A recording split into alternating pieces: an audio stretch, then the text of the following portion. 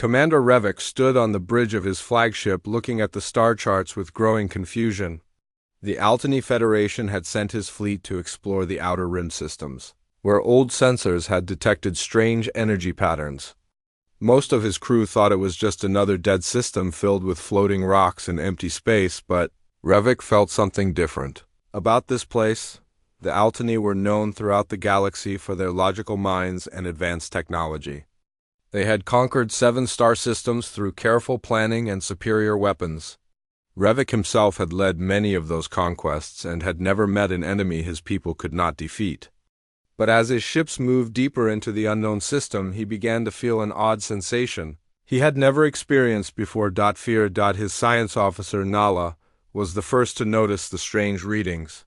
The debris field they approached was massive beyond anything they had seen before.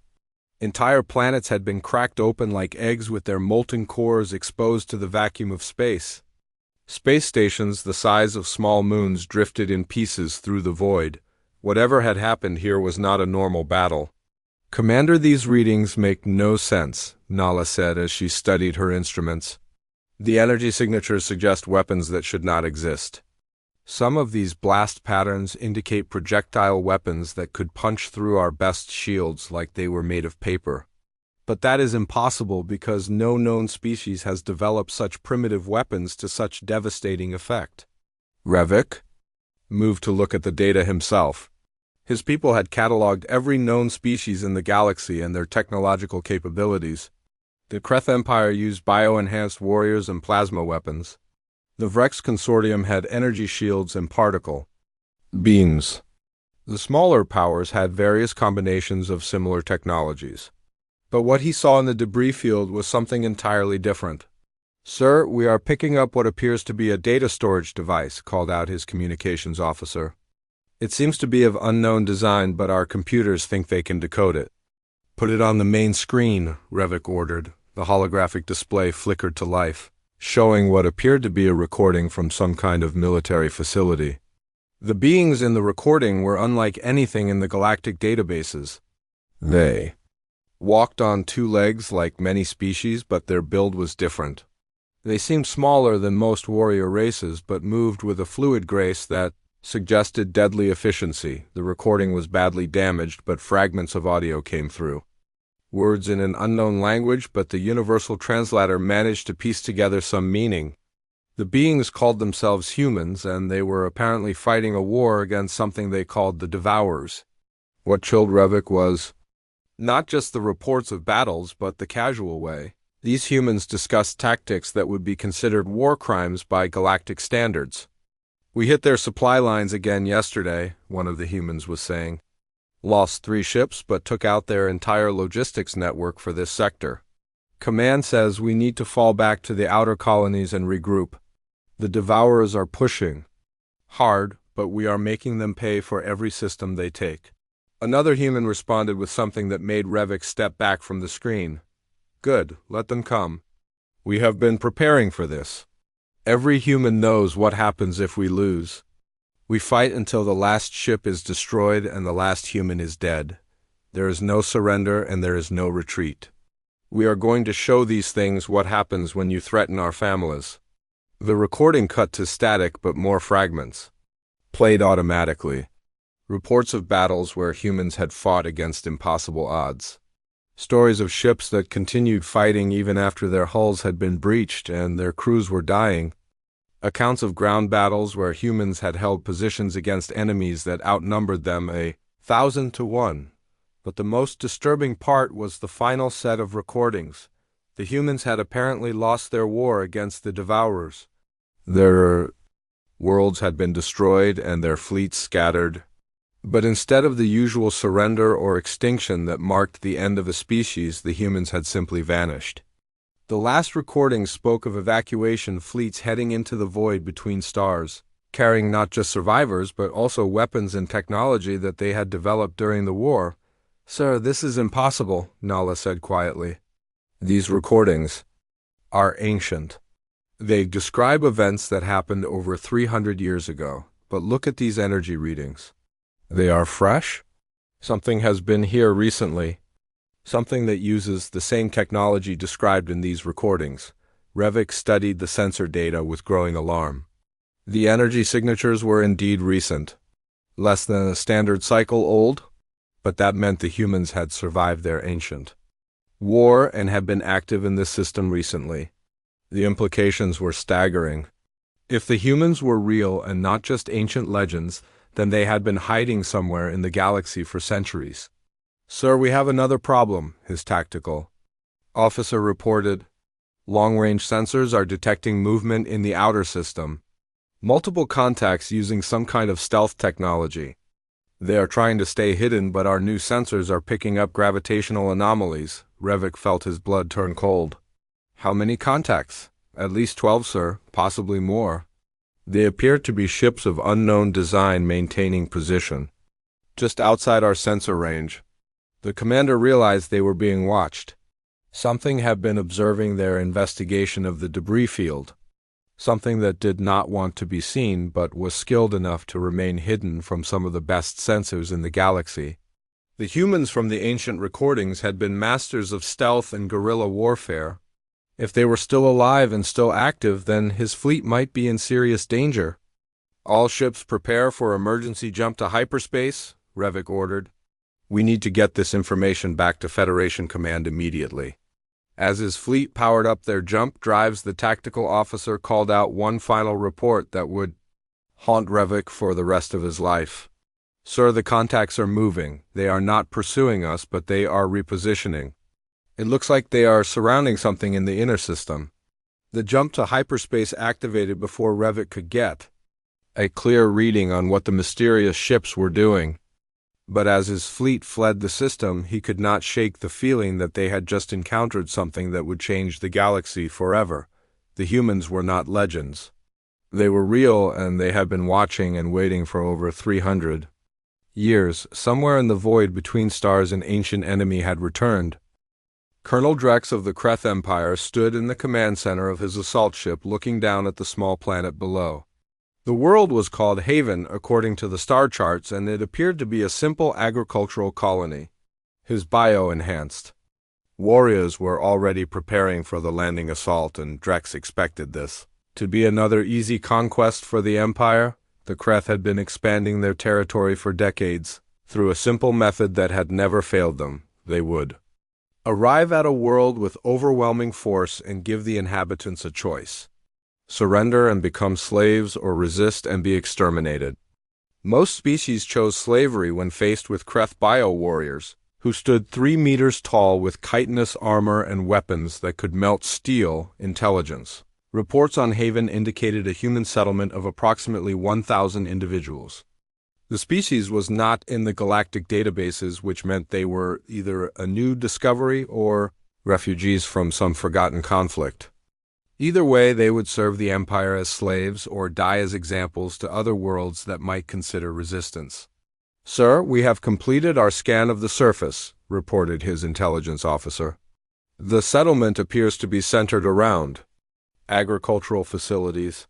We detect no military installations or advanced weapon systems. The inhabitants appear to be using primitive farming equipment and simple dwellings." Drex smiled, showing his razor-sharp teeth. "Excellent. Deploy the landing force. Standard intimidation protocols. Give them the usual ultimatum, and when they surrender, we will begin processing them for slave transport." The assault shuttles descended through the atmosphere of Haven, carrying 200 of the Empire's finest bio-warriors. Each soldier had been genetically enhanced for combat with increased strength, speed, and aggression. Their weapons could cut through most known armor, and their tactics had been refined. Through dozens of successful conquests, the human settlement was exactly as described in the intelligence reports. Simple buildings surrounded by fields of crops with primitive-looking vehicles and equipment scattered around the area. The inhabitants appeared to be going about their daily business as if they had not noticed the arrival of the Kreth fleet. Drex found their calm reaction puzzling, but assumed they were simply too primitive to understand the threat they faced. The bio-warriors surrounded the settlement and activated their external speakers. Drex broadcast the standard ultimatum that had been used on countless worlds: People of Haven, you are now subjects of the Kreth Empire. You will surrender immediately and prepare for transport to processing facilities. Any resistance will result in immediate extermination. You have 10 minutes to comply. The response came not from the settlement's leaders but from an old human who walked out of the largest building. He appeared to be a simple farmer wearing work clothes and carrying no visible weapons. His hair was gray and his face was lined with age, but his eyes held something that made Drex pause. The human looked directly at the assault force without any sign of fear or submission. "My name is Tom," the human said in a calm voice that carried clearly across the settlement. "I speak for the people of Haven. We came to this world to live in peace. We left the war behind us and wanted nothing more than to grow food and raise our children in safety. We have hurt no one and threatened no one." Drex activated his personal communicator. "Your peaceful intentions are irrelevant. You will surrender now or face the consequences." Tom was quiet for a moment, as if considering his words carefully. When he spoke again, his voice carried a sadness that seemed to come from deep within. "We tried to live in peace, we really did. But if you will not let us live in peace, then I guess we will have to remind you why the galaxy used to fear us." The old farmer raised his hand and made a simple gesture. What happened next would be remembered throughout the galaxy as the day the legends became real. The primitive farming equipment throughout the settlement began to transform. Tractors unfolded into mobile weapons platforms. Irrigation systems revealed themselves to be concealed defense networks. The simple tools carried by the farmers shifted into weapons that gleamed with advanced technology. In seconds, the peaceful, agricultural colony had become a military fortress, but more shocking than the hidden weapons was the way the humans moved. They flowed into combat positions with the fluid grace of professional soldiers. Every movement was precise and purposeful. These were not farmers at all, but warriors who had been pretending to be civilians. The bio-warriors opened fire with their plasma weapons, expecting to cut down the humans quickly. Instead, their shots were deflected by personal shields that shimmered into existence around each human. Return fire came from weapons that cut through Kreth armor like it was made of paper. The bio-enhanced warriors who had never been defeated in combat found themselves outmatched by enemies who fought with a skill and fury they had never encountered. Tom moved through the battle with the confidence of someone who had seen combat many times before. His weapon was a simple-looking rifle that fired projectiles instead of energy beams, but each shot found its target with devastating effect. When a bio-warrior tried to charge him, Tom simply stepped aside and fired a single shot that dropped the 3-meter-tall alien instantly. "Remember your training," Tom called out to his people. "Keep them contained. Protect the non-combatants. Show them what happens when you threaten human families." The battle lasted less than an hour. When it was over, most of the bio-warriors were dead and the survivors were prisoners. Drex himself lay wounded and helpless, watching as the humans secured his weapons and equipment. The old farmer approached him with the same calm expression he had worn during the ultimatum. "You made a mistake," Tom said quietly. "You thought we were just another species to be conquered, but we are not. We are what is left of a people who fought a war that lasted 300 years. We are the survivors of battles that would have destroyed any other species. We came here to live in peace, but you would not let us." Drex tried to speak but found his voice failing. The human continued without emotion. "We will send you back to your empire with a message. Tell them that the humans have returned.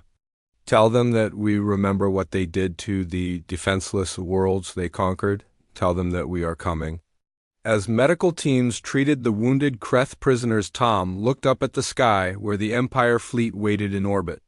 Soon those ships would carry word of this defeat back to the Kreth homeworld.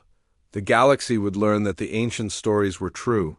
Humanity had survived their legendary war, and they had not forgotten how to fight. The legends had awakened, and they were no longer hiding.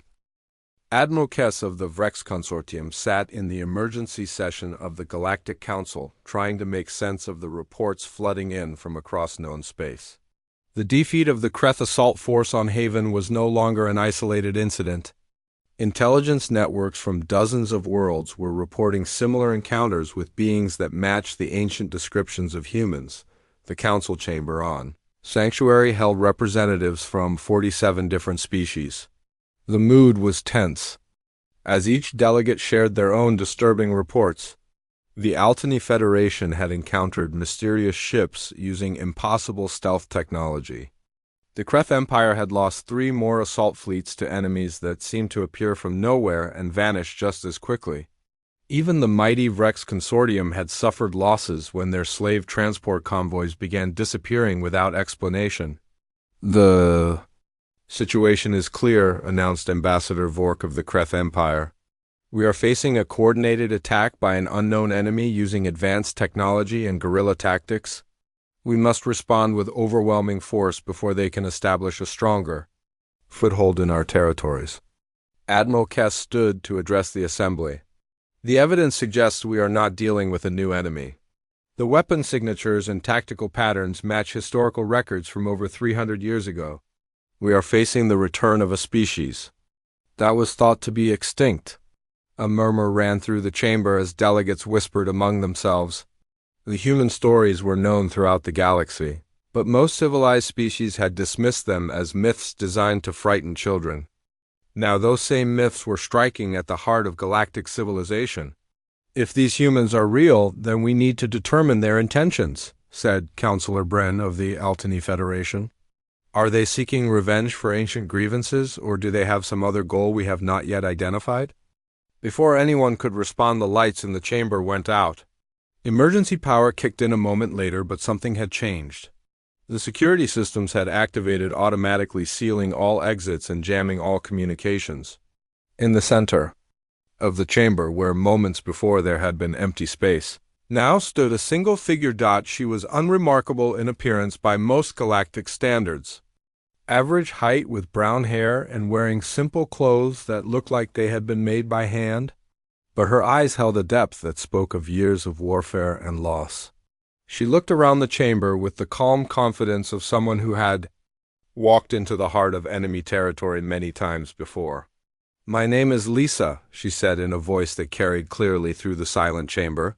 "I represent the Terran Remnant. We have been listening to your discussion about the human problem, and we thought it was time to introduce ourselves properly."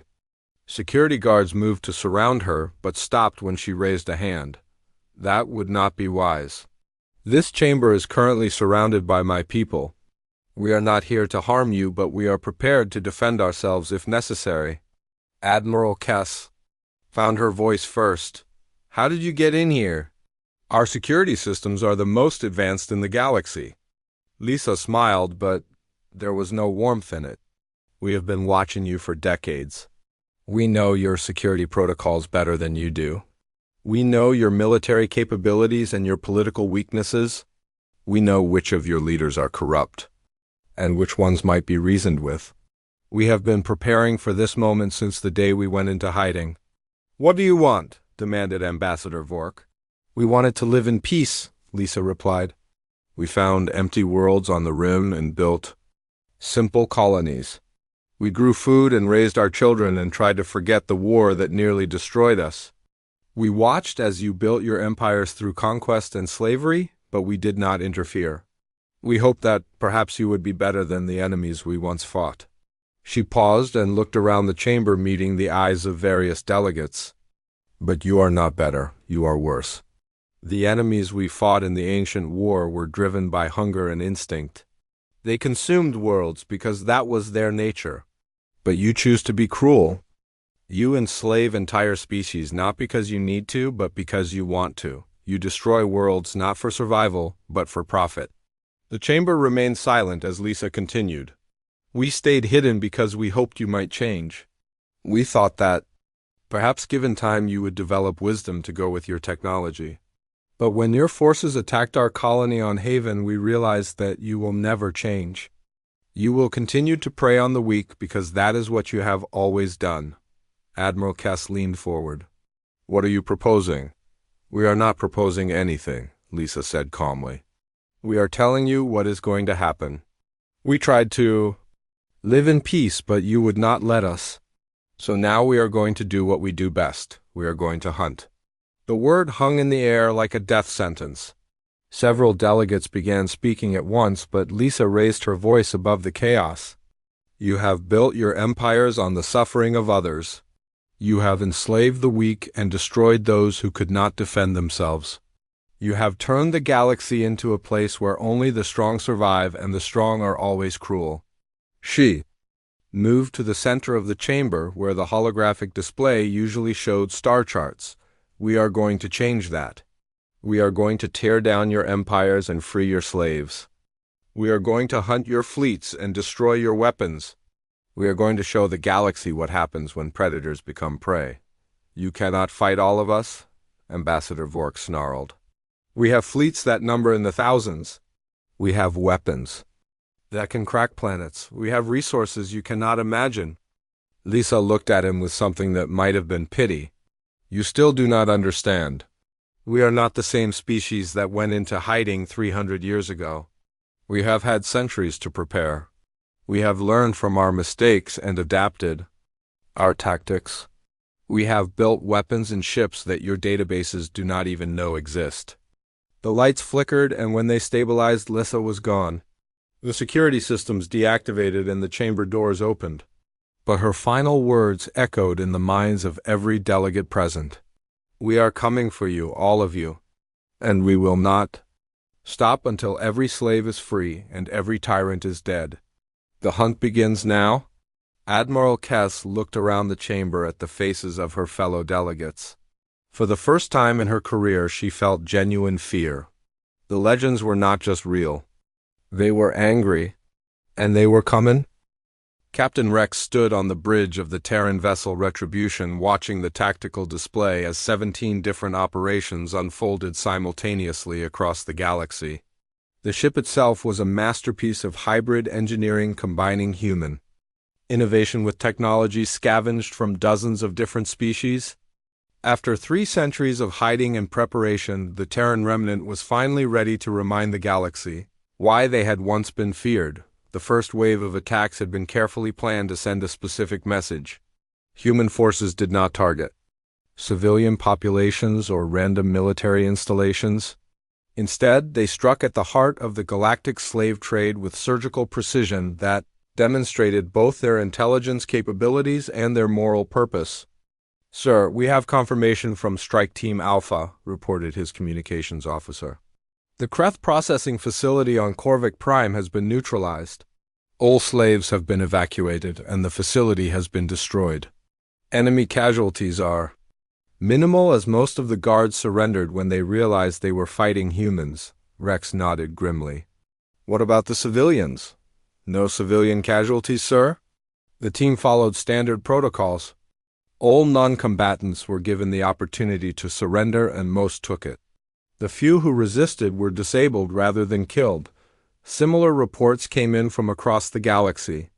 The Vrex Consortium woke to find their bioweapons research stations in ruins, but their scientists unharmed and their test subjects freed. The Altany Federation discovered that their secret interrogation centers had been systematically destroyed, with their prisoners vanished without a trace. In every case, the pattern was the same. The humans struck with overwhelming force but showed restraint with those who surrendered. Sir, we are receiving a transmission from the planet below, announced the communications officer. It appears to be from the local resistance movement. Rex had positioned the Retribution in orbit around Vega 7, a world that had been conquered by the Kreth Empire 50 years ago. The native population had been enslaved and forced to work in the mining operations that stripped their world of valuable resources. Intelligence reports suggested there was still an active resistance movement operating in the mountains, but they lacked the weapons and training to be effective against bio-enhanced warriors. Put them through, Rex ordered. The holographic display showed a young alien who looked like she had been fighting for years.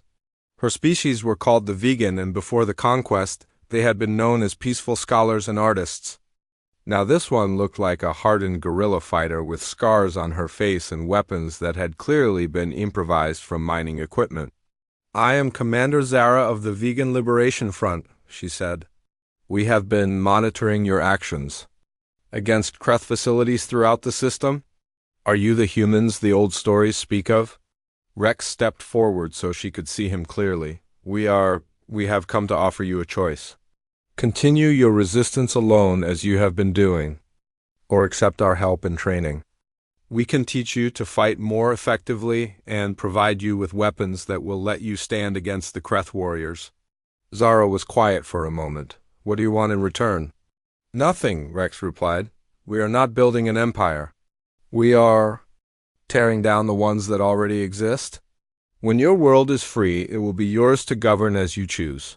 We ask only that you remember what freedom costs and that you help others who still live in chains. The vegan commander studied his face. Through the transmission, the stories say that humans are the finest warriors in the galaxy. They also say that humans keep their word even when it costs them dearly. Is this true? It is true, Rex said simply. We will help you free your world, and then we will move on to help others. But understand that this will not be easy. To Kreth, we'll send reinforcements. They will use their most brutal tactics to try to break your resistance. Some of your people will die in the fighting. Zara smiled for the first time since the transmission began. Some of our people die every day in the mines and factories. At least now we can die fighting for our freedom instead of dying as slaves. Over the following weeks, the pattern repeated throughout the galaxy. Human forces would appear at worlds where oppression was strongest. They would offer training and weapons to local resistance movements. They would strike at the infrastructure that supported the slave trade, and they would vanish before enemy reinforcements could arrive. But the humans were not just liberating worlds, they were also recruiting. The crew of the Retribution had grown to include refugees from dozens of different species, former slaves who had been freed from transport ships, resistance fighters who had been trained in human tactics, even some former soldiers from the galactic powers who had grown disgusted with the cruelty of their own governments. Sir, we have a problem, reported the tactical officer. Long-range sensors are detecting a major fleet movement in the Altany sector. It looks like they are massing for a counterattack. Rex studied the sensor data. The Altany had assembled nearly 200 ships, including some of their most advanced warships. It was a force large enough to sterilize entire star systems, and they were moving toward the sector where human activity had been heaviest. They are going to try to make an example, Rex said quietly. They think that if they can destroy enough human forces, the rest will go back into hiding. His first officer was a former Kreth bio-warrior named Gorth, who had defected after witnessing human combat tactics firsthand. Sir, they do not understand what they are fighting. They think this is a conventional war with conventional objectives. They believe that if they inflict enough casualties, we will surrender or retreat, Rex smiled grimly. Then they are about to learn the same lesson that the Devourers learned 300 years ago. Humans do not surrender when their families are threatened. We do not retreat when innocent people need our protection. We fight until the enemy is defeated or we are all dead.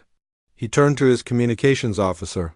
Send a message to all human forces. Tell them that the enemy is massing for a major counterattack.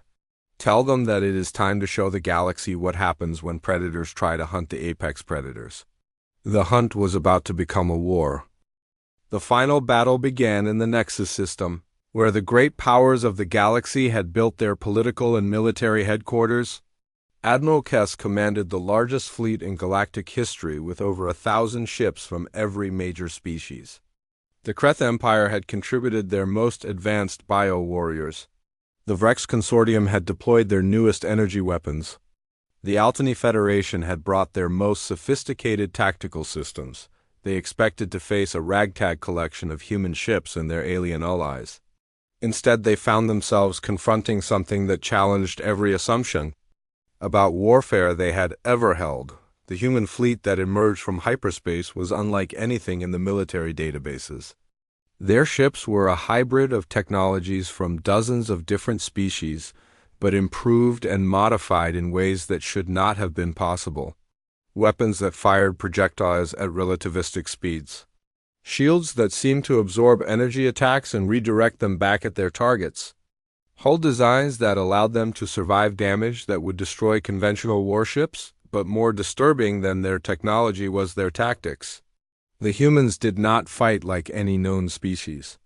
They used the asteroids and space debris as cover. They coordinated their attacks with precision timing that suggested they had been planning this battle for years. They seemed to know exactly where each enemy ship would be and what weapons it would use. Captain Rex commanded the human forces from the bridge of the Retribution. His crew was a mix of species from across the galaxy united by their hatred of oppression and their belief in the human cause. On his tactical display, he could see the massive enemy fleet moving into attack formation. It was exactly what he had hoped they would do. "Sir, enemy fleet is deploying in standard battle formation," reported his tactical officer. "They are trying to use their numbers to overwhelm us with concentrated firepower," Rex smiled grimly. "They still think this is a conventional battle. They believe that superior numbers and firepower will win the day. They have not learned that humans fight differently." The battle began when the enemy fleet opened fire with everything they had. Energy beams and projectile weapons filled the space between the two fleets. But the human ships were not where the enemy targeting computers expected them to be. They had used the gravitational fields of the system to alter their trajectories in ways that conventional physics said should be impossible. "All ships execute Plan Alpha," Rex commanded. "Show them what 3 centuries of preparation can accomplish." The human fleet split into smaller groups that attacked the enemy from multiple directions simultaneously. But these were not random strikes. Each group targeted specific enemy ships using intelligence that had been gathered over decades of observation. They knew which ships carried the most important commanders. They knew which vessels had the most advanced weapons. They knew exactly where to strike to cosmic summum. Damage to enemy morale and capability, the Kreth bio-warriors found their ships being boarded by human marines who fought with a ferocity that made the enhanced aliens look like children. The Vrex energy weapons were countered by human shields that had been specifically designed to neutralize their effects. The Altany tactical computers were hacked and turned against their own fleet, but the humans had one more surprise that would end the battle decisively. Throughout the galaxy, their allied forces activated simultaneously. Resistance cells on dozens of worlds rose up against their oppressors. Former slaves took control of the factories and mining operations that had been built with their forced labor. Even some military units from the galactic powers switched sides when they realized they were fighting for the wrong cause. Admiral Kess watched her fleet being systematically destroyed by enemies who seemed to know her every move before she made it. Her flagship was surrounded by human vessels that could have destroyed her at any moment but chose instead to disable her weapons and engines. When the communication system activated, she found herself face to face with Captain Rex. "Admiral the First? I'm offering you the same choice we have offered to others," Rex said calmly. "Surrender now and your crew will be treated with respect. Continue fighting and we will be forced to destroy you." Kess looked around her bridge at the faces of her officers. They were brave soldiers who had served with distinction in many battles, but they had never faced an enemy like this. "What happens to us if we surrender?" "You will be given the opportunity to help us build something better," Rex replied. "The old system of empires built on slavery and conquest is ending. We are creating a new galactic order based on cooperation and mutual respect. You can be part of that, or you can die defending a system that has brought nothing but suffering to billions of innocent people." The Admiral thought about the worlds she had seen during her career. Planets stripped bare by mining operations. Populations enslaved to build monuments to the glory of their conquerors. Species driven to extinction because they had something the empires wanted. For the first time in her life, she wondered if she had been fighting for the wrong side. "All ships stand down," she commanded. "We surrender." The battle ended not with the destruction of the enemy fleet, but with its surrender. Most of the galactic powers chose to negotiate rather than face total annihilation. The few who continued to resist found themselves fighting alone against the Combined forces of humans and the species they had helped to liberate. In the months that followed, the galaxy began to change in ways that seemed impossible. The slave trade was abolished completely. Worlds that had been strip-mined were given resources to rebuild their ecosystems. Species that had been driven to near extinction were given sanctuary and protection. The great empires that had ruled through fear and cruelty were replaced by a confederation of free worlds. Captain Rex stood on the observation deck of the Retribution looking out at the stars. The war was over, but the work of building a better galaxy was just beginning. His crew had been offered the chance to settle on any world they chose, but most had decided to stay together. They had become a family during the fighting, and families stay together. "Sir, we are receiving reports from across the galaxy," said his communications officer. "The last of the resistance cells have been eliminated. All known slave facilities have been shut down. The major powers have agreed to the new accords establishing basic rights for all sentient species." Rex nodded but did not turn away from. "The stars, what about the Devourers?" "No sign of them, sir. Our scouts have been monitoring the deep space regions where they were last seen. If they are still out there, they are remaining quiet." "Good, but we must stay ready. The galaxy is finally free, but freedom must be defended. We cannot let ourselves become complacent." Years later, when the histories were written, they would record this as the war that ended the Age of Empires. The humans had returned from their long exile, not as conquerors but as liberators. They have reminded the galaxy that true strength came not from the ability to destroy, but from the willingness to protect those who could not protect themselves. The legends had been real all along. But they were not the monsters that parents used to frighten children. They were the guardians that stood between the innocent and those who would harm them. And they would continue to stand watch as long as there was darkness in the galaxy that needed to be held at bay.